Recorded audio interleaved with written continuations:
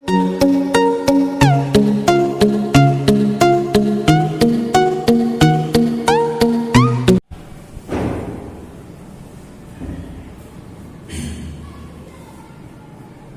પાછું તમારા બધાનું સ્વાગત છે. Welcome to online teaching classes. વિદ્યાર્થી મિત્રો, તમને ખબર જ છે કે આપણે ચેપ્ટર નંબર 5 શરૂ હતું, સ્ટાન્ડર્ડ 8, ધોરણ 8, સામાજિક વિજ્ઞાન, પ્રાકૃતિક પ્રકોપો, ચેપ્ટર નંબર 5. આજનો વિદ્યાર્થી મિત્રો આપણો છે ભાગ નંબર 2, મતલબ કે બીજો ભાગ, કે જેમાં આપણે આંતરિક પ્રકોપો પૂરા કરીશું. બાળકો, મેં તમને કીધું હતું કે આંતરિક પ્રકોપો એટલે કે પૃથ્વીની સપાટીની નીચે થાય તે, અને તેમાં 3 પ્રકોપો આપણે જોયા હતા કે ભાઈ એના નામ કંઈક આ પ્રમાણે છે: જ્વાળામુખી, ભૂકંપ અને સુનામી. બાળકો, આપણે ભાગ 1 માં જ્વાળામુખી પૂરું કર્યું. હવે વિદ્યાર્થી મિત્રો, આપણે ભાગ 2 માં સુનામી અને ભૂકંપ બંને એક સાથે પૂરું કરીશું. એટલે આપણો આંતરિક પ્રકોપો પૂરા થશે. પછી બીજા 2 ભાગ બનશે કે જેમાં બાકીની જે 6 આપત્તિઓ વધેલી છે એ 6 આપત્તિઓ વિશે માહિતી મેળવીશું. ભાગ 3 માં 3 અને ભાગ 4 માં 3. પછી આપણું આ ચેપ્ટર પૂર્ણ થશે. ઓકે, તો ચાલો શરૂઆત કરીએ. સુનામી. સુનામી 3 અથવા 2 માં શું પૂછાય છે? સુનામી શું થાય છે? સુનામી એ જાપાનીઝ ભાષાનો શબ્દ છે. કઈ ભાષાનો શબ્દ છે બાળકો? જાપાનીઝ. તેનો અર્થ સમુદ્રના શક્તિશાળી મોજા. આ સુનામીનો અર્થ શું થાય? તો કે સુનામીનો અર્થ સમુદ્રના શક્તિશાળી મોજા એવો થાય છે. શું એટલે કે બંદર, નામી એટલે કે પાણીના મોજા. તો વિદ્યાર્થી મિત્રો, બંદર તરફ જે પાણીના ઊંચા ઊંચા મોજા ઉછળે છે એને કહેવાય સુનામી. સુનામીના મોજાની લંબાઈ 800 થી 1600 કિલોમીટર હોઈ શકે. બાળકો, જો અહીંયા લંબાઈ કીધી છે, સુનામીના મોજાની લંબાઈ 800 થી 1600 કિલોમીટર હોઈ શકે છે.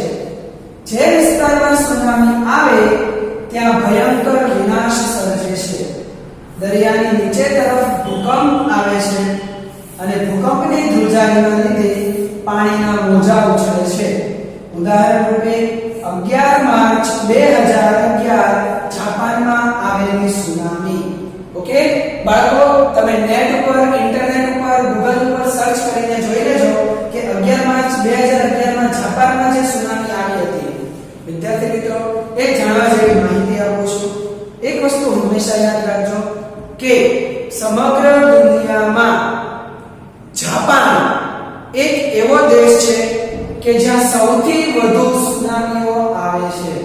ઓકે, કારણ કે જાપાન એ ચારેય બાજુ સમુદ્રથી ઘેરાયેલો છે અને સૌથી ખતરનાક કહેવાય એવો સમુદ્ર એટલાન્ટિક સમુદ્ર અને પેસિફિક સમુદ્ર ત્યાં ભેગા થાય છે બાળકો. પ્રશાંત મહાસાગર સૌથી વિશાળ મહાસાગર અને સૌથી ઊંડો મહાસાગર કે જ્યાં મારિયાના ખાઈ આવેલી છે. બરાબર વિદ્યાર્થી મિત્રો, તો સૌથી વધારે પડતી સુનામીની અસરો ત્યાં જ થાય છે. ઓકે, તો સુનામી જોઈ લઈએ એક વખત. સુનામી જાપાનીઝ ભાષાનો શબ્દ છે. તેનો અર્થ સમુદ્રના શક્તિશાળી મોજા જેવો થાય છે. શું એટલે બંદર, નામી એટલે પાણીના મોજા. સુનામીના મોજાની લંબાઈ 800 થી 1600 કિલોમીટર હોઈ શકે છે. જે વિસ્તારમાં સુનામી આવે ત્યાં ભયંકર વિનાશ સર્જે છે. દરિયાની નીચેની તરફ ભૂકંપના લીધે ધ્રુજારી આવે છે અને પાણીના મોજા ઉછળે છે. ઉદાહરણ રૂપે 11 માર્ચ 2011 જાપાનમાં આવેલી સુનામી. હવે વિદ્યાર્થી મિત્રો, આપણે ભણીશું ભૂકંપ. અર્થક્વેક. અર્થક્વેક. ઓકે, અર્થ શું થાય? કે પૃથ્વીની અંદરની સપાટી નીચે આંતરિક હિલચાલના કારણે ઉપરની સપાટી તરફ ધ્રુજારી આવે છે. ઓકે, ક્યાં? તો કે પૃથ્વીની સપાટી. બાળકો, અહીંયા જુઓ, દરિયાની સપાટી છે. અહીંયા શું છે? દરિયાની સપાટી. જો દરિયાની સપાટીમાં પાણીના મોજા આવે તો સુનામી, અને જો પૃથ્વીની સપાટી નીચેથી ધ્રુજારી આવે તો બાળકો એને કહેવાય છે ભૂકંપ.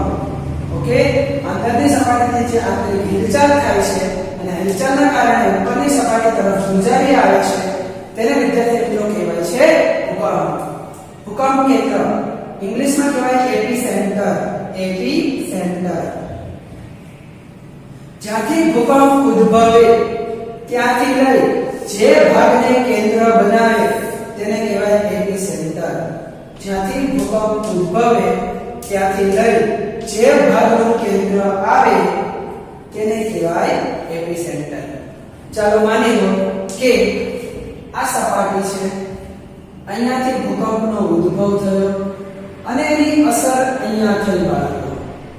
તો આ જે ચોરસ વાળો ભાગ છે આને કહેવાય ભૂકંપ કેન્દ્ર.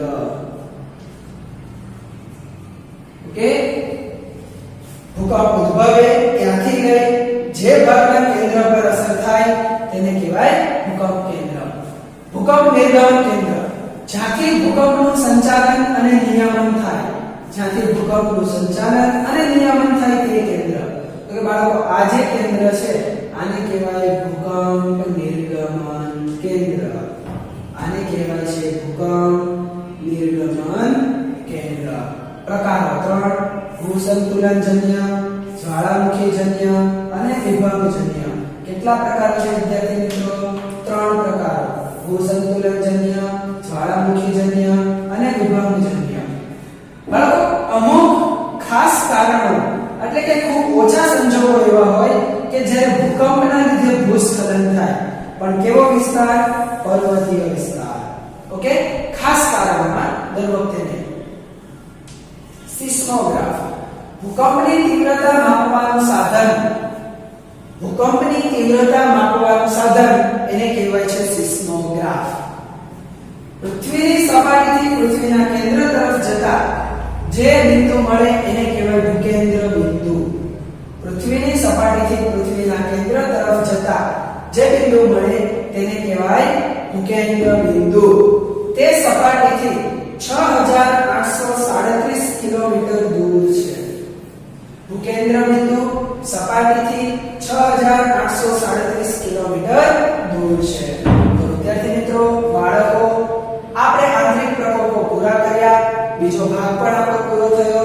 તો હવે આપણે આવતા પછીના વિડિયોમાં આપણે જોશું બાહ્ય પ્રકોપો. ત્યાં સુધી આ ચેનલ જે મારી છે એને તમારે